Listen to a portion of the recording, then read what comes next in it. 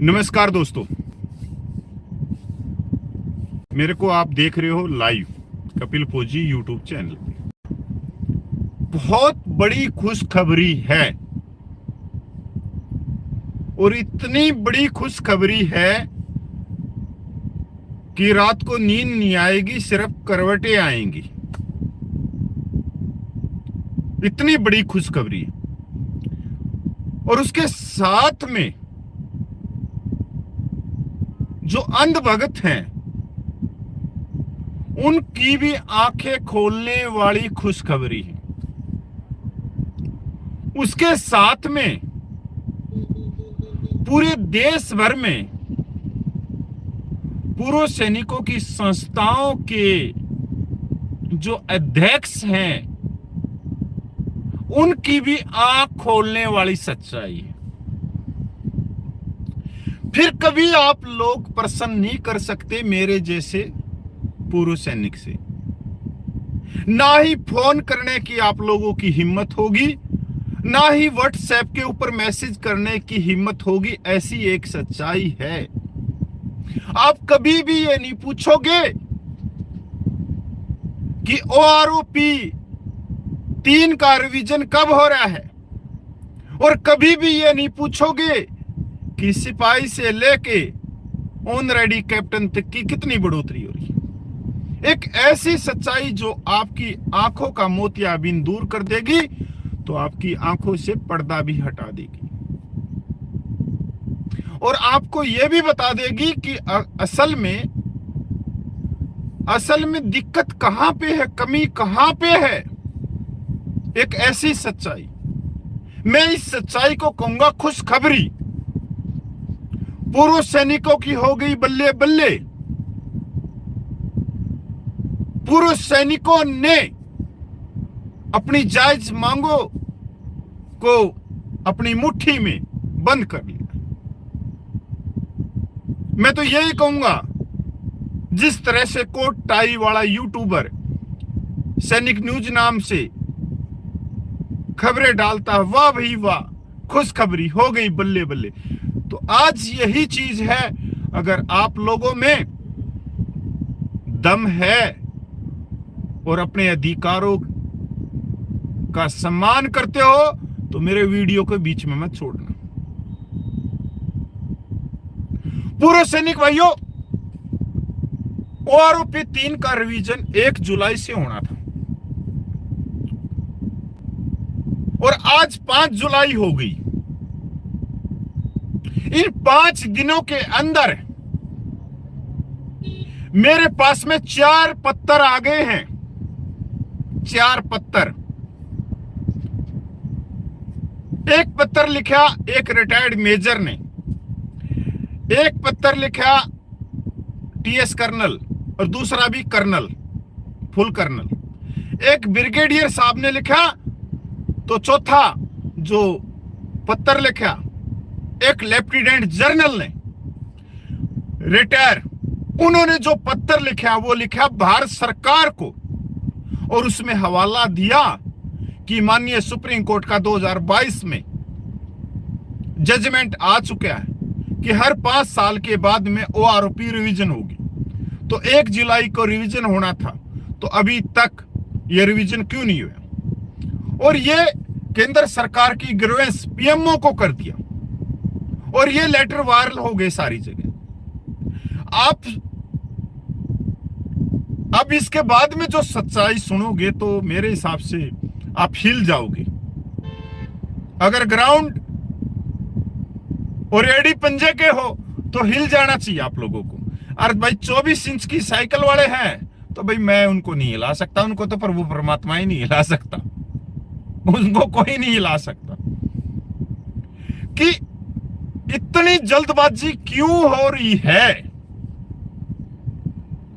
कि retired officer केंद्र को लेटर लिखने लग गए सिर्फ 5 दिन के अंदर अंदर।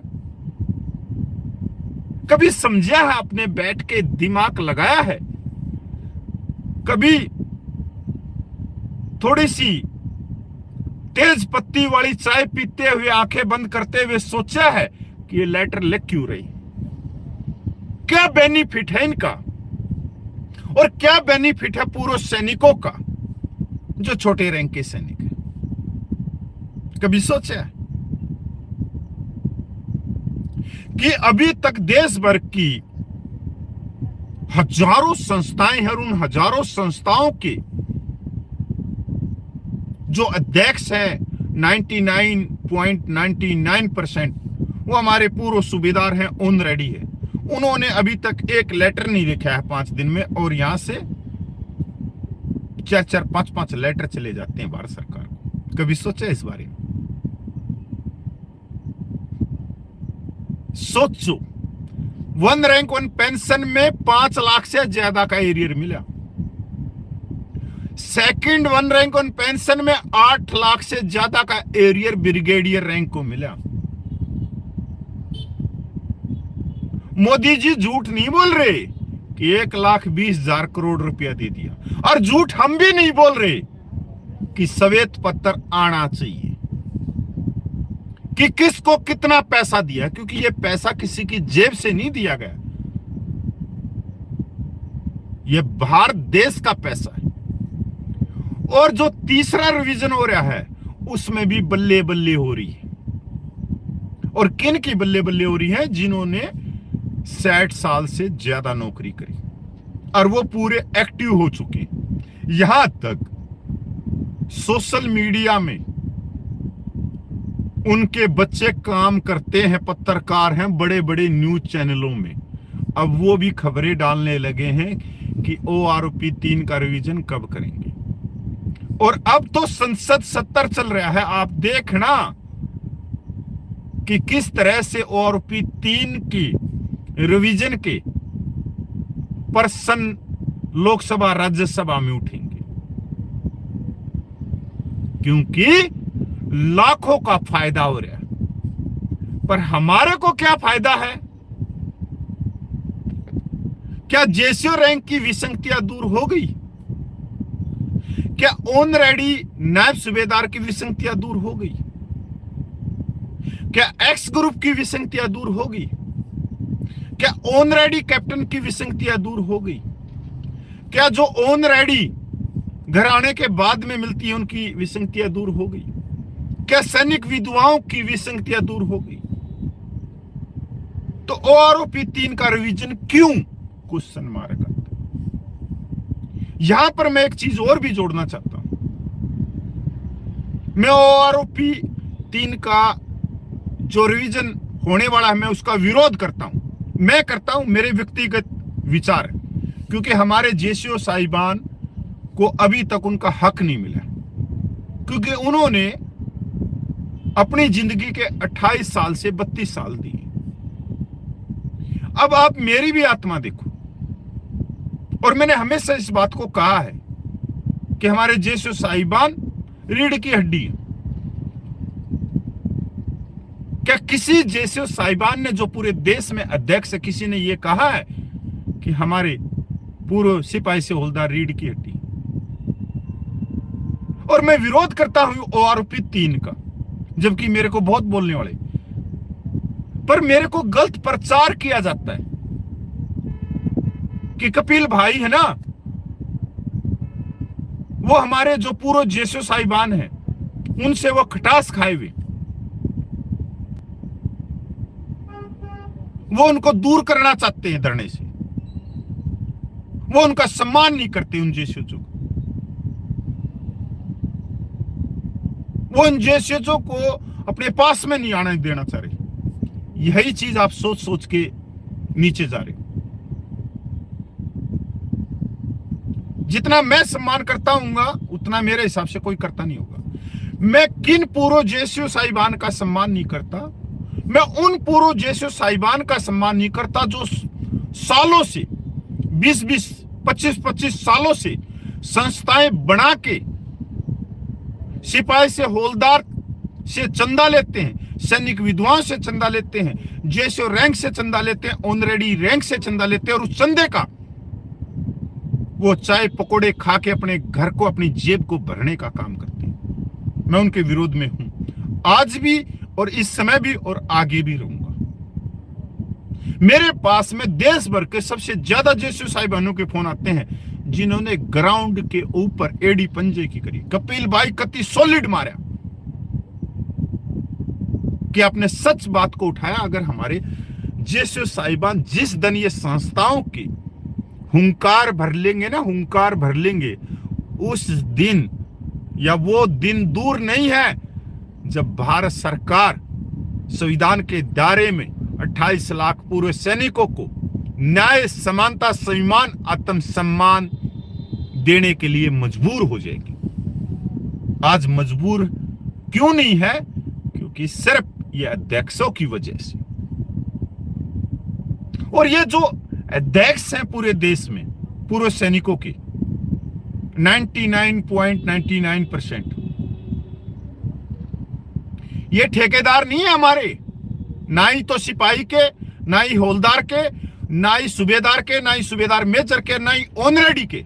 ये ठेकेदार नहीं लगे हुए हमारे को। अगर ठेकेदार हैं तो फिर अभी तक हम न्याय से वंचित क्यों हैं? हम न्याय से वंचित क्यों हैं? अगर सूबेदार मेरे को कहते हैं कि नहीं कपिल तो हमारे अंदर भेदभाव डाल रहा है, हमारे अंदर ये डाल रहा है, वो डाल रहा है, फलाना धक्कड़,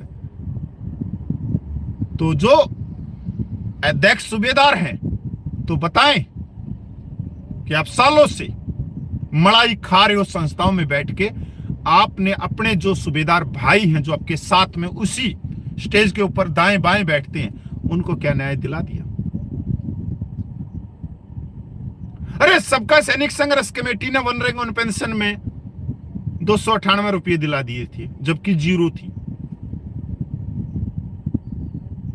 आज भी कपिल फौजी का जो अध्यक्ष है वो सूबेदार है, चाहे हरियाणा से हो चाहे पंजाब से हो, सबका कमेटी का। पर ये जो मलाई खा रहे हैं ना सालों से, ये बहुत चतुर व्यक्ति है। आप लोग इनके बैकग्राउंड में नहीं झांकते कभी। और यही मेरा सबसे ज्यादा विरोध करने वाले हैं, सबसे ज्यादा गाली देने वाले हैं। सबसे ज्यादा अपने आप को कोई वकील बताएगा, कोई कुछ बताएगा, कुछ बताएगा। किसको क्या मालूम, इसको क्या मालूम। मेरे को तो कुछ नहीं मालूम। मैंने तो अपनी 15 साल सर्विस कर ली, तुमने तो 32 साल सर्विस कर ली। मेरे से 20 साल पहले रिटायरमेंट आए, तो 20 साल पहले अपनी जायज मांगों की हुंकार क्यों नहीं भरी? मैं तो जब से रिटायरमेंट आया 2014 में आया, 2014 से पूरे देश भर के पूर्व सैनिकों की जायज मांगों की हुंकार भर रहे हो। तो गलत कौन है और ठीक कौन है? अगर कोई आज मेरा 15 साल हो गए, मेरे को 10 साल हो गए, अगर मैं सर्विस के दौरान होता तो सूबेदार बन जाता। पर कल कोई 2025 में आके कोई सूबेदार कहेगा मेरे को आके कि मैं सूबेदार हूं और तू तो नायक है, गलत चीज है। मैं 15 साल पहले आ लिया था रिटायरमेंट। तेरी मेरी उम्र है साथ में, तू सूबेदार है, पर इस फील्ड में हमने संघर्ष करा, तो हमारे से ज्यादा बत्ती ज्ञान कैसे हो सकता है? यही सबसे बड़ी बात। और बहुत सारे आप लोगों ने भी देखे होंगे जो मैसेज करते हैं व्हाट्सएप माफिया के ऊपर, एक अलग तरीके से मेरे को 30 साल का अनुभव है, मेरे को ये है, मैं इतने बड़े रैंक से आया, इतने नहीं साहब जी, नहीं साहब जी। आपका जो जन्म होया है वो सत्य है। जिस तरह से जन्म सत्य है, मृत्यु सत्य है, उसी तरह से कितने बड़े रैंक पे पूजना पर जन्म एक सत्य है कि उसका जन्म सिपाही से हुआ। मेरे प्लाटून कमांडर जिसके नीचे मैंने नौकरी करी है, वो गर्व से कहता है कि मैं सिपाही। अगर मैं सिपाही से जन्म ना लेता तो मैं लेसनायक कैसे बनता, नायक कैसे बनता, हौलदार कैसे बनता, सूबेदार कैसे बनता, सूबेदार मेजर कैसे बनता, ऑनरेडी कैसे बनता? क्योंकि सेनाओं में तो डायरेक्ट भर्ती है ही नहीं, धर्मगुरुओं को छोड़ के। तो जिस दिन हमारे पूर्व सूबेदार अपने आप को ये कहेंगे ना कि हाँ हमारा जन्म सत्य है, और छोटी सी, क्योंकि हम अपने माँ बाप को नहीं भूलते, अपने परिवार को नहीं भूलते, अपने घर को नहीं भूलते, अपने गांव को नहीं भूलते, अपने जिले को नहीं भूलते, अपने राज्य को नहीं भूलते, तो भाई सिपाही को कैसे भूल जाओ? गर्व करने की चीज है यार। तो सैनिक भाइयों, ये सोचने की बात है कि आज के दिन कि जो रिटायर्ड ऑफिसर हैं वो इतनी ईमेल ग्रीवेंस केंद्र सरकार को शिकायत क्यों कर रहे हैं कि ओआरओपी का तीसरा रिवीजन जल्द से जल्द हो जाए। इसके ऊपर सबसे बड़ी जो चीज है ना वो एक है, वो है 13 महीने जो जंतर मंतर पे आंदोलन चला, उनका डर उनको भी लग रहा है और केंद्र को भी लग रहा है कि अगर ओआरओपी सेकंड की तरह अब की बार रिवीजन कर दिया तो पूरे देश भर के पूर्व सैनिक दिल्ली पहुंच जाएंगे। इसका डर केंद्र को भी है और उनको इसलिए है कि जल्द से जल्द रिवीजन हो जाए, फिर 5 साल के पीछे चली जाएगी बात। पर मैं केंद्र को बिल्कुल स्पष्ट करना चाहता हूं कि रिवीजन नहीं होना चाहिए, किसी भी तरह से नहीं होना चाहिए, जब तक हमारे जेसीओ रैंक की विसंगतियां दूर नहीं होती, जब तक हमारी जायज मांगे पूरी नहीं हो जाती तो रिवीजन का कोई मतलब नहीं है। जब तक हमारे जो कम उम्र में रिटायरमेंट आ जाते हैं 15, 16, 17 साल में की सर्विस में, उनको जिनको प्रीमेच्योर कहते हैं, ऑन रिक्वेस्ट कहते हैं, जब तक उनको ओआरओपी नहीं मिल जाती, उनका अधिकार नहीं मिल जाता, तब तक ओआरओपी का रिवीजन नहीं होना चाहिए। मैं कभी भी अपने फायदे की बात नहीं करता। आप लोगों को मालूम है कि ओआरओपी 3 रिवीजन होगी तो उसमें मेरे को 1800 रुपये से ज्यादा का फायदा है, प्लस 900 रुपये डीए का। अरे भाई, मेरी तो 3000 घर बैठे हुए बढ़ोतरी हो रही है, तब भी मैं क्या कह रहा हूं, मैं विरोध कर रहा हूं। क्या मेरे को 3000 रुपये अच्छे नहीं लगते? पर कहीं ना कहीं मेरे में एक तस्वीर है, एक सामने में जब देखता हूं, जो प्रीमेच्योर रिटायरमेंट है, जो कंपनियों के गेटों पे 12-12 हजार रुपये में खड़े हैं अपना गुजारा करने के लिए। ठीक है, वो अपनी आवाज को नहीं उठा सकते क्योंकि उनके पीछे उनका परिवार है, उसकी जिम्मेवारी है। पर क्या वो परिवार हमारा नहीं है? उस परिवार की बहन बेटियां हमारी नहीं है? अच्छी पढ़ लिख के नाम रोशन नहीं कर देंगे?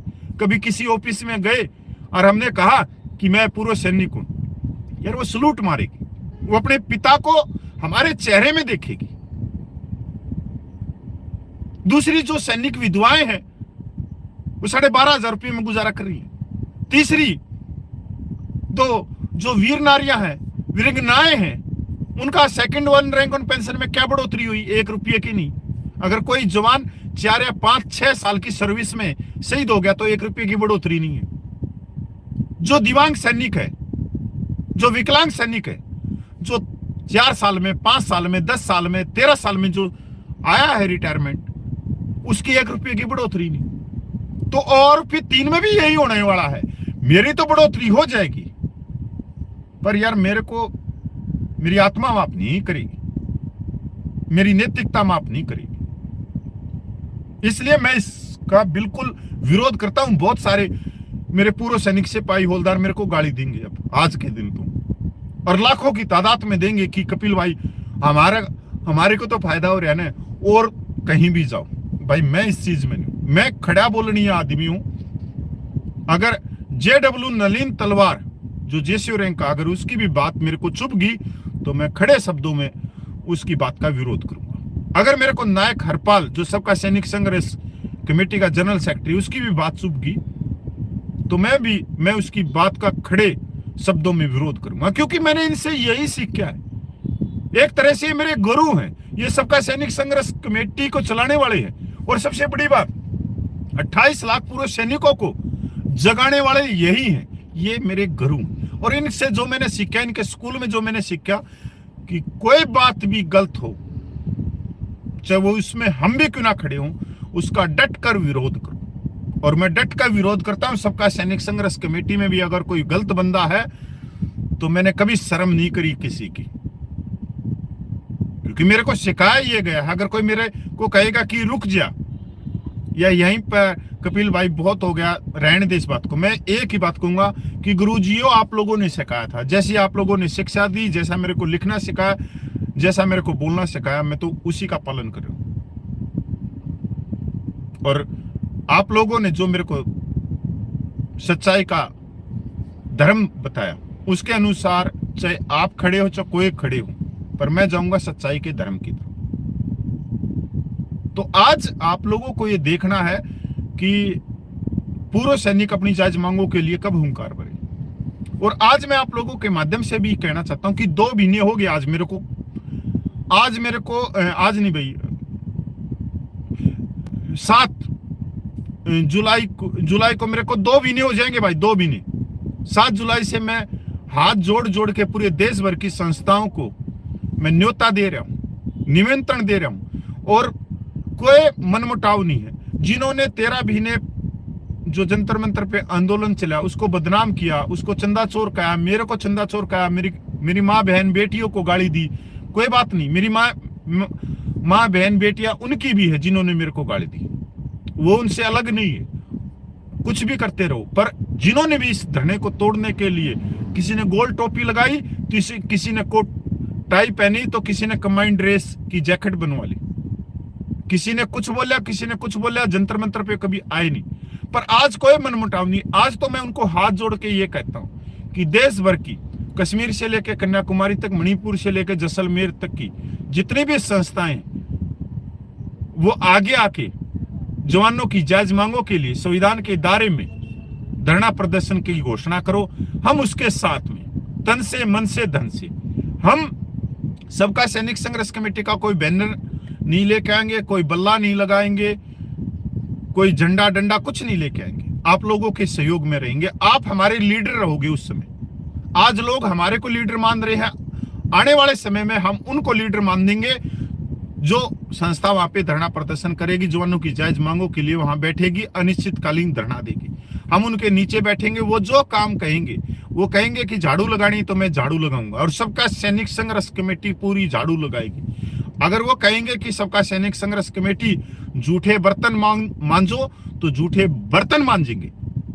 अगर वो कहेंगे कि भाई नहीं, हमारा इससे संतुष्ट नहीं हो रहा, वो कहेंगे कि जूते पॉलिश करो, हम जूते पॉलिश करेंगे। जवानों की जायज मांगों के लिए हमारे को जितना झुकना पड़ेगा हम उतना झुकेंगे, और ऐसे करके झुकेंगे, क्योंकि इसमें हमारा स्वार्थ नहीं। सबका सैनिक संघर्ष कमेटी का हमारा एक ही स्वार्थ है कि 28 लाख पूर्व सैनिकों को न्याय मिले, स्वाभिमान मिले, आत्मसम्मान मिले, अधिकार मिले, संविधान के दायरे में मिले। तो हमारे झुकने से, अगर हमारे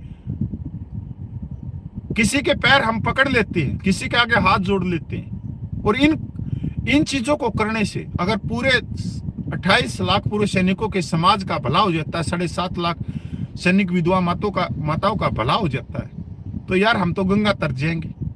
तो हाथ जोड़ने में कभी कंजूसी मत करो, मैं तो हाथ जोड़ता हूं।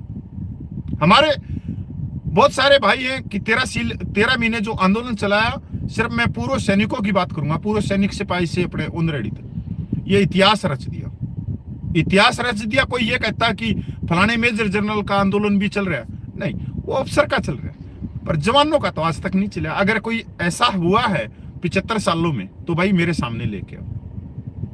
हमने 13 महीने तन से, मन से, धन से, और जो कहते हैं ना नैतिकता से, एक ईमानदारी से हमने आंदोलन चला के आप लोगों के सिर को हमने गर्व से भरा है। जो भाई कहते हैं कि हमारे अंदर कुछ कमी रह गई, हम उसको भी स्वीकार करते हैं, पर रही नहीं हमारे से कोई कमी। पर आज जो हमारे अंदर कमी निकाल रहे थे, कृपया करके आज तो आप लोग एक कदम बाहर लो, तभी तो आप कमी निकाल सकते हो हमारी भी। घर बैठ के व्हाट्सएप माफिया पे लिखने से कमियां नहीं निकलती। आपको हमारी जगह लेनी पड़ेगी, सबका सैनिक संघर्ष कमेटी की जगह लेनी पड़ेगी, जंतर मंतर पे बैठना पड़ेगा, और 1 दिन, 2 दिन, 10 दिन, 15 महीने बैठना पड़ेगा, तभी तो हमारे में कमी निकलेगी। नहीं तो 28 लाख पूर्व सैनिक हमारे साथ में, उनका आशीर्वाद है, 7.5 लाख माता बहनों का हमारे साथ में आशीर्वाद है, और उनकी आवाज हम उठाना नहीं छोड़ेंगे, बिल्कुल नहीं छोड़ेंगे। जय हिंद, वंदे मातरम, जय भारत।